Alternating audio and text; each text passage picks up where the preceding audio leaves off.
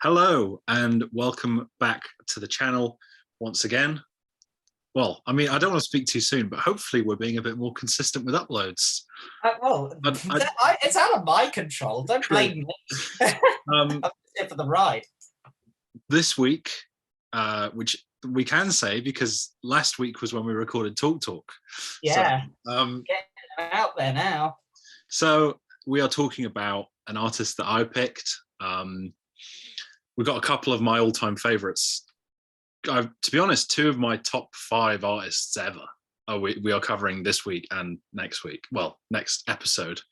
When it comes. Yeah. So don't get your standards too high. Yeah. So a part of me, I love doing the listening for this, obviously, but part of me is very nervous for Sam's list. But we'll get to that when we get to it. We are doing, of course, Elliott Smith. Very influential indie pop singer-songwriter. Of course, one of the most famous things about him is that he died very young, age 34 in 2003, to multiple stab wounds to the chest, which was declared a suicide, but not to speculate. But I'm not so sure about that. But that's a story for another day. Getting all into like serial podcast territory now. Yeah, but just here to talk about the music. But you kind of have to talk about this stuff because he had a very tragic life. He suffered from ADHD and depression, drug addiction, alcoholism. Grew up in a broken home. I think that is reflected a lot in his music. But the good thing is that his music is immortalized even after he is gone. The place in LA where he shot the Figure 8 album cover has become a sort of memorial of sorts, which is quite cool. And yeah, very influential career, very talented multi-instrumentalist and songwriter. So one of my all-time favorites. His music means a lot to me, and we'll get to that throughout the video. But enough about me. What is your experience with Elliott Smith before this deep dive? I'd only heard 1 or 2 songs from him, and one of those 2 you recommended to me, so you've had a direct influence on me listening to Elliott Smith. Apart from that, I really didn't know what I was letting myself in for, so it was interesting. Well, yes. Oh god. Okay. Well, I will start. We have 6 albums to rank, so I can leave the suspense for later. My bottom album, and bottom is quite relative because all of these albums have merit in my opinion. My bottom is the self-titled, his second album. This is only a 7 for me, so it's the same sort of bottom as Slow Dive and as Talk Talk. I think this is a good album. It starts off really strong. I think I really like Needle in the Hay. That was actually the first Elliott Smith song I ever heard. So that was sort of my introduction to him. So that song means quite a lot to me. I like Christian Brothers. I like Southern Belle. But overall, I think it's the one album of his that, as in full, I never really want to listen to. I like picking out the individual tracks, but in full, it's a little bit of a slog. So yeah, it's still Elliott Smith though, so I still like it. It's a 7. So yeah, that's my bottom. Right. Okay. Well, I want you to manage your expectations here because I don't go much above a 7 at the top.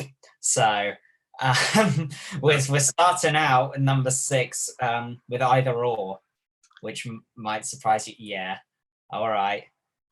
Now, Between the Bars was the first song I'd ever heard, and it's an absolutely amazing song. And that's what's got it as high as it is. Apart from that, I struggled.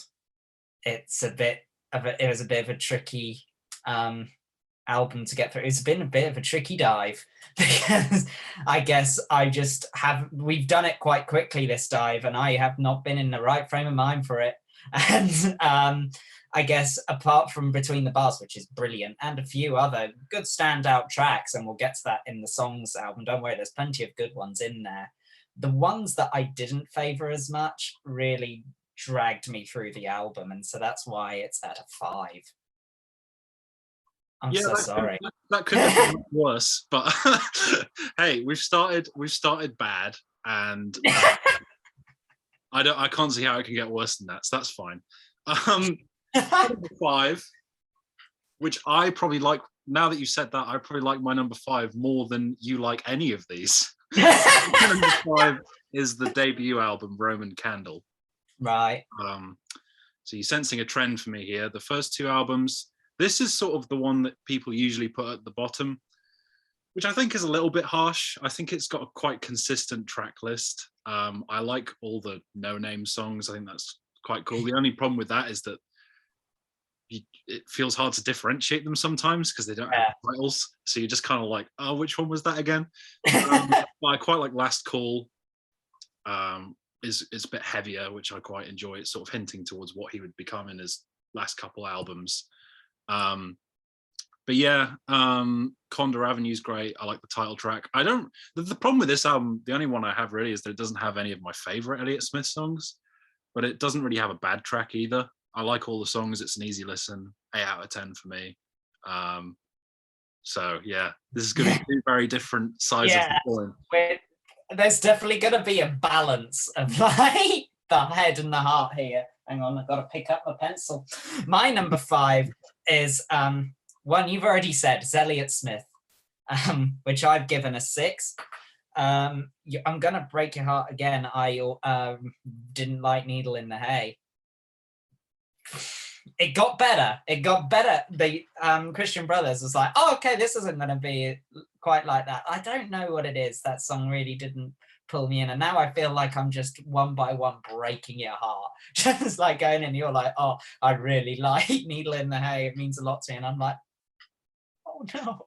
Because that was like one thing I had to say was like, Needle in the Hay is the single and I don't rate it. It's not, and you know what, I'm going to get crucified in the comments. I'm just going to, yeah, you know, punishment fits the crime, as Dwight Schrute once said. And so I'm going to let that be, and you can think of me what you will. Still some good tracks in there, but the thing is with Elliott Smith that I learned in this dive is like, unless I like the songs, I really don't like the songs. So the standout ones, they're great, but the ones I don't like, they just drag it down completely. But it's at a 6. At least I don't go lower than a 4. I still haven't done that. I mean, if it weren't for Between the Bars, you know, that's pulled the whole rank up. So, you know, there's a positive to come out of this. Is there? There is at my end, and that's all. You know, that's all I can say. It gets better. We're going up the list. Yeah, if we'd started at number 1 and you just said, yeah, this is a 7, I would be like, oh. So low, it's like, okay. Let's stop at 7. Just, you know, I want to pull you up again now. I've managed your expectations too much. Well, this is the thing, is that the reason I enjoy doing this show with you is because I know you knew Elliott Smith was one of my favorites, and you're not sugarcoating it, which I appreciate. If you were like, yeah, it was all right, I'd rather you just give how you honestly feel, you know, and I think that's why it works, this dynamic. And I'm sure there'll be artists that we do that you love that I will not like. Yeah. I'm going to make that happen now. Yeah, I mean, Sam Fender, Revenge. Yeah, that's only 2 albums, though. I really need to put salt in the wound. So, my number 4, which my 4 and 5 were quite close, because my top 3 are like all-time favorites, and these 2 are just like pretty great, not quite at that level. My number 4 is his final posthumous album, From a Basement on the Hill, which I'd actually thought you would have at the bottom. So not only has your ratings thrown me off, but your ranking has thrown me off, because this album is quite different to what he was doing before. You know, say you will about his music, you can definitely sense a natural progression through his music, where he's getting more and more sort of the albums are getting more and more produced, less lo-fi, more elements going on. And From a Basement on the Hill, immediately from the opening track, Coast to Coast, it is heavy. Like, I mean, obviously his music is emotionally heavy anyway, but it's musically heavy with the big guitars coming in. I've always struggled with this one, and this is a fan favorite album, and I don't quite get it to the level that some people do, just because I think his voice kind of suits the more pop style of the stuff he was doing before, not the heavy rock style that he was doing on here. That being said, there are some great highlight tracks like Twilight, King's Crossing. There was another one, Memory Lane, I really like as well. Let's Get Lost. I like Coast to Coast. There's a lot of good stuff. It's a bit long. It drags a bit for me. But yeah, From a Basement on the Hill is my number 4, and it's an 8. I do like it a lot, but I wish I liked it. You know, some people are saying this is his best album, and I wish I liked it that much, but I just don't. So, yeah. There you go. My number 4, we're all kind of putting in the same albums at the moment. My number 4 is Roman Candle. I like the fact it was half an hour. And there was something, when I look back on the dive now, having done it, there was a tinge of more hope and optimism in that album, which looking back I rather liked. But going back over and doing the songs didn't really stand out that much. It was really just a vibe that was captured listening to the album that I enjoyed, rather than too many standouts. But there are a few notable ones. I like the no-name ones as well. It wasn't too bad, and it started out a lot higher on the list, but has slowly crept back down. And because I couldn't find any real standout hits, it's a 6. Yeah, I think most people would echo that statement with Roman Candle, because I agree with that. I just think as a listen, it's weird, I enjoy listening to it all the way through, but there aren't many to go back to. Yeah, exactly. But it's only a short album. So although I disagree quite a lot with your bottom, the other 2, I don't really have that many problems with your scores. So, and I think I'm noticing a trend that you've put the first 3 albums at the bottom, meaning that you have put the more produced, less lo-fi, more pop-centric albums higher, which makes sense. It makes sense. Nice to meet you. I'm the pop boy. So I actually own 2 Elliott Smith albums on vinyl, and I'm going to pull the first one out now, which is my number 3. Oh. It's EXO is my number 3. So this is a 9. I absolutely love this album. I think it's fantastic. This is a massive change from Either Or, because it's only a year later, and it sounds like he's, again, we were talking about Talk and how from album 1 and album 2 they clearly had so much more money, and that is also clear of this album. Yeah. Sort of at the time, Elliott sort of said that he was listening to the album Magical Mystery Tour by the Beatles a lot, and that is reflected a lot in the music. There's a lot more pop elements. That sort of 60s pop vibe is more present. I actually think the A side of this one, the first 7 tracks, are all just absolutely fantastic. Sweet Adeline, the way it just explodes into that chorus, and it's amazing. Waltz Number 2 is one of my favorite Elliott Smith songs. Baby Britain is such a great little pop song. Pitzela is a bit more like what you'd see on Either Or, but it still fits well in the album. Bled White I love. And then the second half is where it falters a little bit. Mainly the songs Amity and Everybody Cares, Everybody Understands. Those 2 songs I don't like as much. But I do like Oh Well Okay, and I do absolutely love the closing track, I Didn't Understand. The a cappella on that song is fantastic. That's basically just Elliott showing off how good his vocals are for the whole song, which, you know, if you can sing like that, fair enough. So I think the only thing that drags it down to number 3 is, although the highs are astronomically high for me, I think there are a couple tracks that drag it down a little bit. So it's my number 3. Yeah, I second that emotion, and I'll talk more about it when I get there, but I'm not there yet. Mm-hmm. My bronze medal goes to From a Basement on the Hill. Mm-hmm. It's very long. It's nearly an hour long, and I haven't done an hour-long album since Depeche Mode. So that was interesting. We've been doing quite reasonably length albums for a while now, but with the Beatles and Genesis, there's going to be a couple that are longer than that. Oh, I've got the practice in now. I'm ready for it. And you know what? When the songs are good, they are really good, and that's how come it's managed to get into medal position over other albums there that have good songs on them, but they were dragged down so much by their bad songs. It's a good album to have on. It's a good album just to have on while you're doing other things, I think. There are good standout songs. You've basically said all of them. You know Elliott Smith far better than I do. This is something that's in your brain a lot better and more clearer than me. Overall, I was kind of relieved to get it out the way. But some good songs to take away from it, and you'll see in my songs list that there's a few that have made the top 10. So that's how come it's managed to get there, and it's at a 7. 7's good. A 7 is a good album. Yeah, not knocking it, not knocking Elliott Smith anymore. Now we're in the medal position. Yeah. He's doing all right. So my number 2 is Figure 8, which means that your bottom is my number 1. Which I didn't think would ever happen, never mind on this episode. So, quite frankly, I am holding in my fury, but I think I'm doing a good job. I mean, you did like topple backwards. I did. Apart from that. Yes. Anyway, my number 3 is Figure 8. It is inches away from a 10. It's a 9, though. It's probably in my top 50 albums of all time. And I think this is a great progression from EXO, because he takes the pop elements he was exploring on EXO and makes them bigger, and the statements are grander. There's more production, even more production on this album.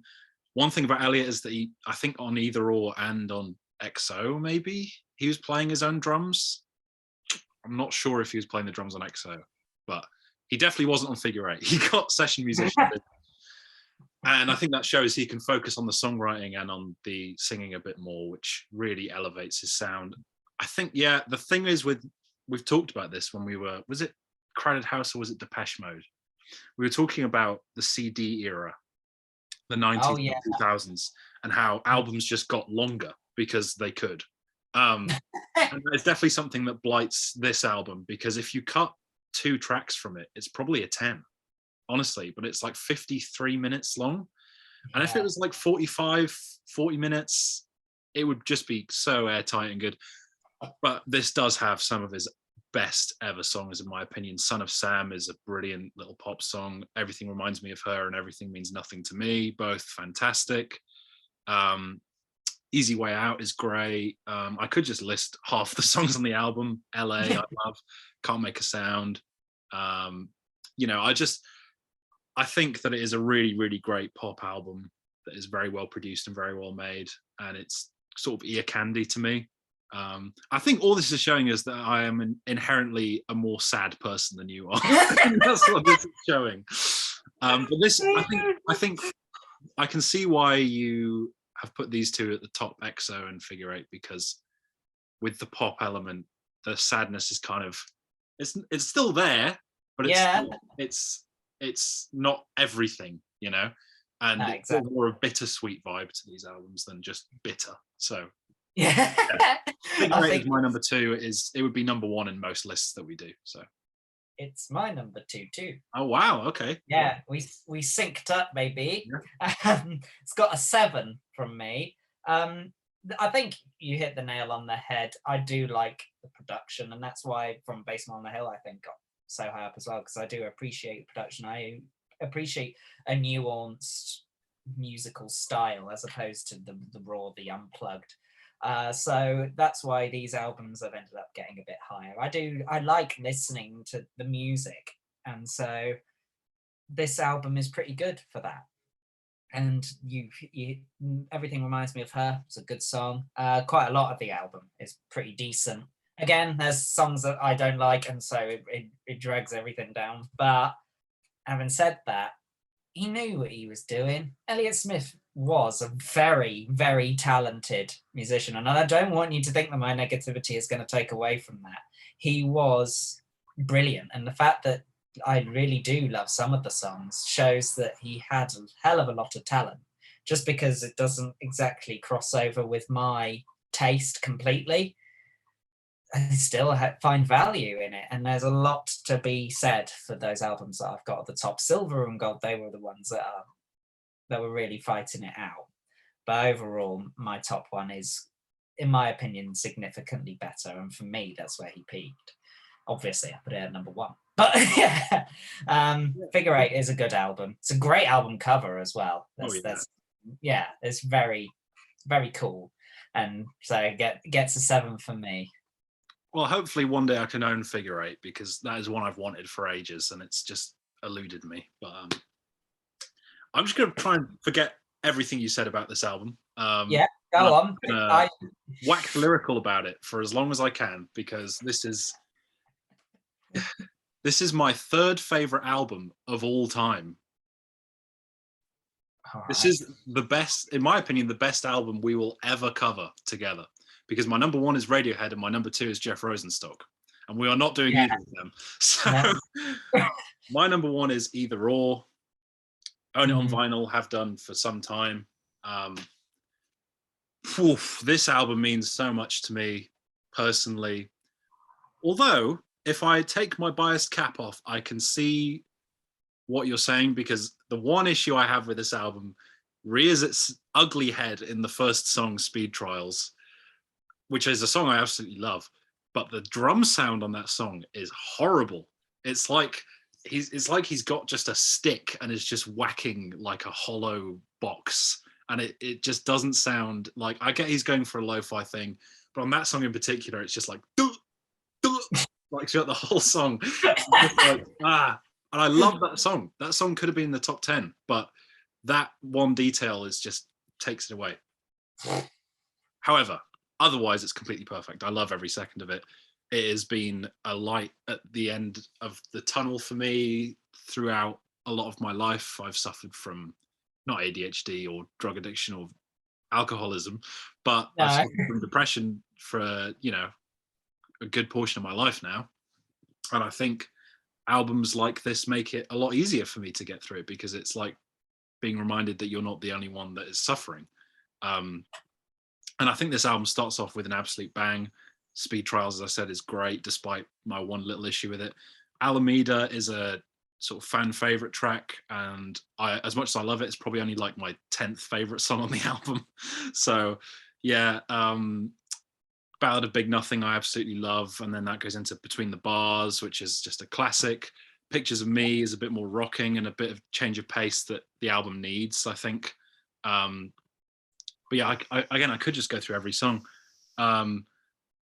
Rose Parade is really lovely, Cupid's Trick, 2:45 a.m., Angeles, and then closing on Say Yes is, I think, so important to the album, because that is such an optimistic song, and to have that be just a straight up love song at the end of the album, after an album sort of cataloging such a hard life, it's really important, because I think without that it might be too much for me to sit through.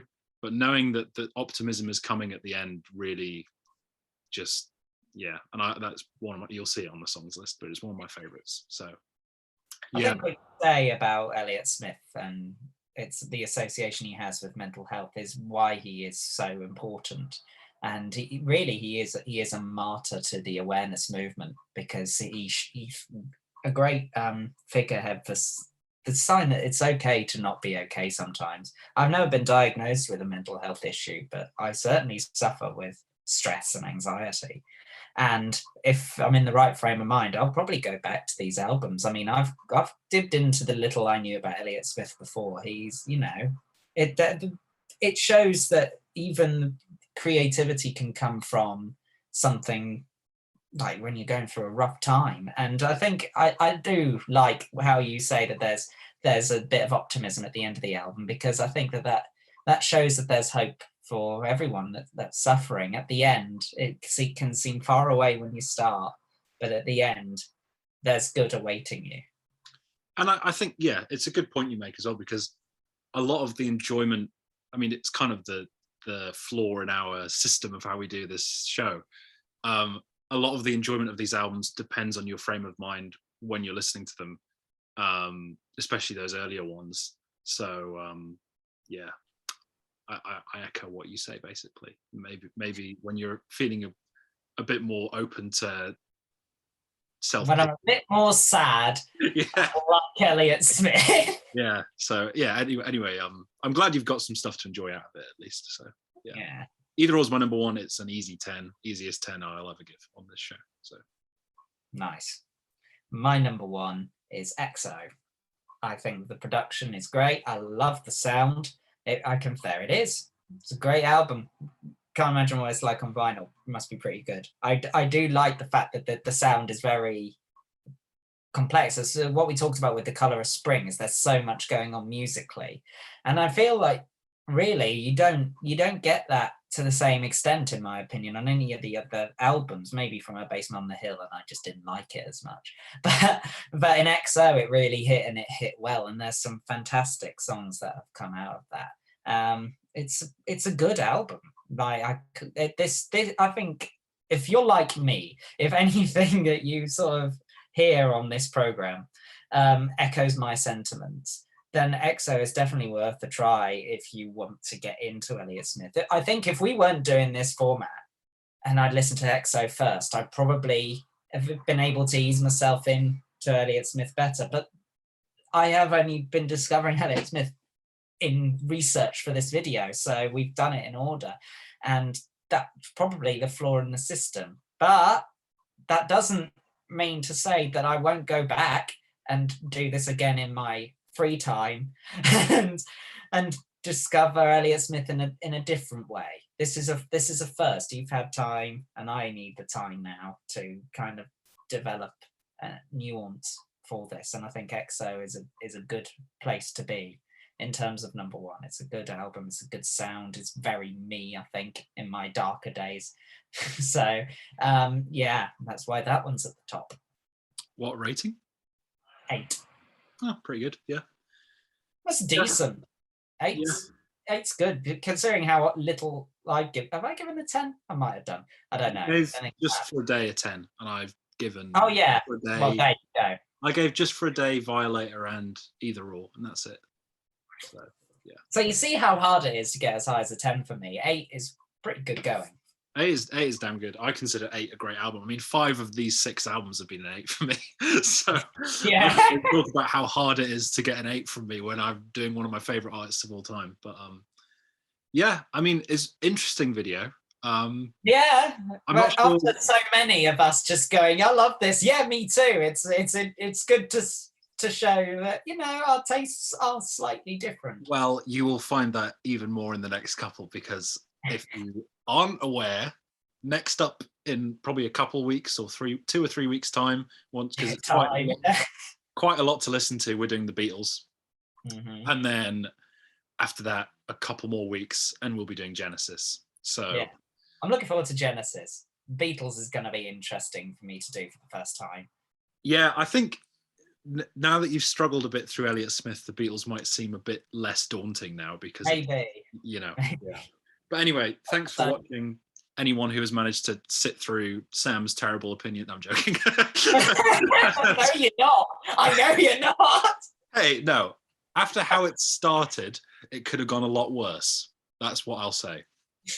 That's the benefit of doing the last album first. Yeah. So we'll be back with a songs video later in the week. And yeah, thank you for watching, and hopefully join us for the songs video and for more discographies down the line. We hope to cover different artists from all types of eras, even though me and Sam both have our biases towards the 70s and towards the 80s respectively. But yeah, thanks for watching, and bye. Have mercy. Don't.